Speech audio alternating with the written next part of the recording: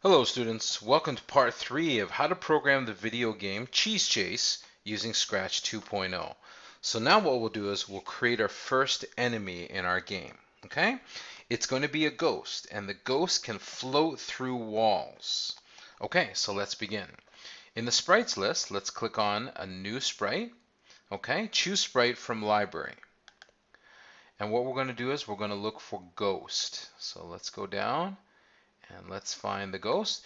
Now there are two, Ghost 1 and Ghost 2. You can choose either one, it doesn't matter. I'm going to choose Ghost 1. I'm going to click on it, and then I'm going to click OK. Okay, so I want to make sure that I've chosen the ghost sprite because we're going to build a script for this. So let's build this script.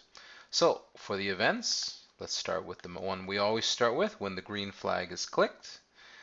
Let's go to the looks, the purple blocks, and let's go hide. So at the beginning, the ghost is going to be hidden. Okay, it's not going to appear right away.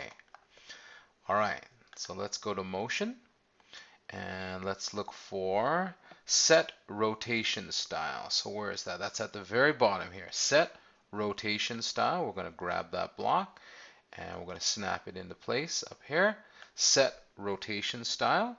And then we're going to leave it as left, right. Okay, so that means the ghost is either going to face left or right. It's never going to face up and it's never going to face down. Okay, let's click on the control blocks and let's get a forever block and snap it into place.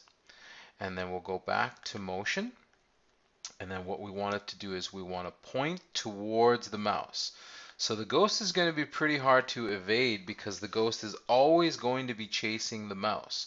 So point towards, and then let's set it to mouse. Okay, so it's always going to be facing the mouse. Okay, so then we'll have the move block. So let's have it move. So we'll actually make the ghost move pretty slowly, even though it's chasing us. So we'll set it to 1 step. Okay, all right, let's go to the control blocks. Let's go to the control blocks, and then let's grab an if-then block. Place it underneath here, if then, and then let's go to the sensing blocks. So if it's touching, let's put that in the top arm of the if then block. If it's touching the mouse, so if the ghost ever touches the mouse, then we'll go back to control and then we'll stop the game. Stop all. Okay? So this ends the game. When the ghost catches you, the game has ended. Okay? All right, so we're going to add a second script to the ghost. So you can create it to the right or you can create it underneath. So let's start with the events blocks, our familiar block here when the green flag is clicked. Let's click on control. Let's grab the forever block here. Okay. All right, let's go to looks and let's go hide.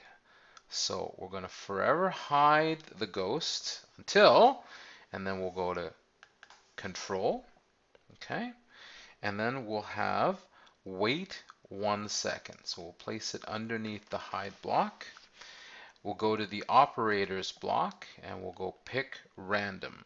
Okay, so we're going to have it pick random, a random amount of seconds from 5 to 10. So we're going to leave the 10, but we're going to change the first value to 5. Then we'll click on the motion blocks and we'll have it go to. So once it's waited a random 5 to 10 seconds, then it will appear. Okay, so we don't want it to appear in the same spot every time. So we'll go back to operators. We've used this block quite a bit here. So pick random of an X value. And again, we'll put in those magic numbers, negative 220 to 220, positive 220 for the X values.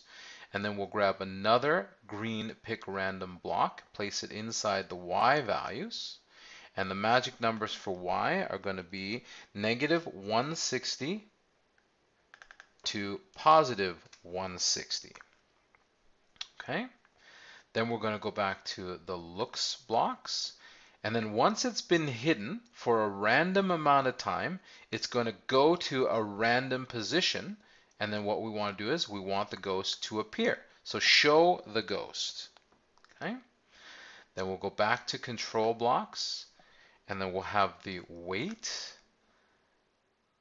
So how long will the ghost appear? Well, let's click on the operators blocks and let's pick random. So not a set amount of seconds, but it's going to appear anywhere between 3 and 6 seconds. So that ghost is going to chase you anywhere between 3 and 6 seconds. And then it's going to go away and it's going to be hidden for anywhere between 5 to 10 seconds. And then it's going to go to a random position and appear for 3 to 6 seconds. Okay. All right, so let's add some music. So let's assign the music to the stage and not to one of the sprites. I know in the first game we assigned the background music to a sprite, but this time we're going to assign it to a stage. So let's click on stage 1 backdrop. Okay, let's create a script for the stage. So let's click on events. Let's click on when the green flag is clicked.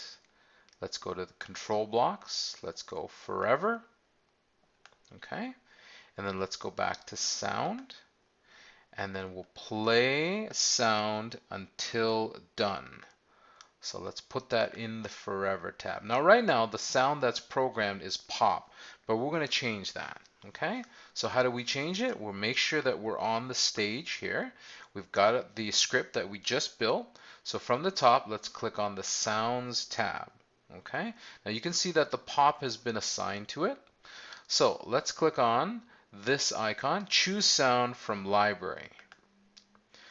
Down the left hand side for categories, let's look in the music loops category, music loops. And then I want you to click on Xylo 1. You can listen to it. Click on Xylo 1. And let's click on it and then click OK. All right. So we're going to add another sprite. We're going to add another sound here. Let's click on Choose Sound from Library. We're going to click on Music Loops again, and then we'll click on Dance Celebrate. So let's click on, let's hear what that sounds like. All right, sounds good. So let's click on Dance Celebrate and click OK. Okay. All right, so let's click back on the Scripts tab here, the Scripts tab at the top of your screen. And instead of playing the pop sound, let's first try it with Xylo 1. Okay, so what you're going to do is, let's see, we're going to check a few things here. We're going to check that the ghost appears and disappears and the ghost chases you. And then we're going to listen for that background loop, that Xylo 1 loop. So let's click on the green flag now. And I'm going to play the game. I'm going to have Mimi the mouse chase the piece of cheese. I'm going to wait until the ghost appears. The ghost appears for a while, it's chasing me, and then it should disappear. And then all the while I'm listening to that background music. Okay, so I'm going to stop the game. Okay, now what you can do is you can try the other loop that we loaded in, the Dance Celebrate. And then click on the green flag, and the question you have to answer is, which loop do you like better? Okay, so you decide, are you going to keep Dance Celebrate or do you want to use the Xylo 1? Okay, so at this point, let's go to File, let's save our project. This concludes part 3 of the video game project Cheese Chase. Thanks for watching. Bye.